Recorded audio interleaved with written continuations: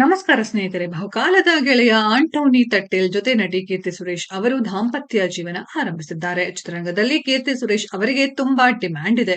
ಬಹುಭಾಷೆಯಲ್ಲಿ ಅವರು ಬ್ಯುಸಿಯಾಗಿದ್ದಾರೆ. National award ಪಡೆದಿರುವ ಕೀರ್ತಿ ಸುರೇಶ್ ಅವರನ್ನ ಬಾಲ್ಯದ ಗೆಳೆಯ ಆಂಟೋನಿ ತಟ್ಟೇಲ್ ಅವರು ಕೈ ಹಿಡಿದಿದ್ದಾರೆ.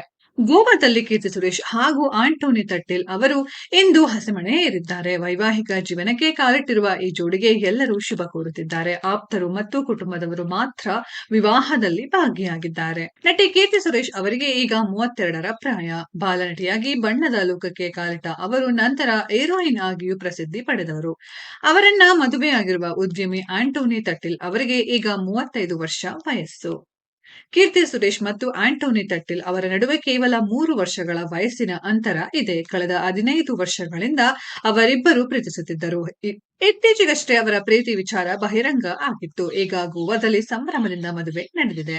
ಉದ್ಯಮಿಯಾಗಿ ಆಂಟೋನಿ ತಟ್ಟೇಲ್ ಅವರು ಯಶಸ್ಸು ಕಂಡಿದ್ದಾರೆ. ಕೀರ್ತಿ ಸುರೇಶ್ ಅವರು ಚಿತ್ರರಂಗದಲ್ಲಿ ಸಾಧನೆ ಮಾಡಿದ್ದಾರೆ. ಕೀರ್ತಿ ಸುರೇಶ್ ಅವರ ಮದುವೆಯ ಫೋಟೋಗಳು ವೈರಲ್ ಆಗಿವೆ. ಅಭಿಮಾನಿಗಳು, ಸೆಲೆಬ್ರಿಟಿಗಳು ಅಭಿನಂದನೆ ತಿಳಿಸುತ್ತಿದ್ದಾರೆ.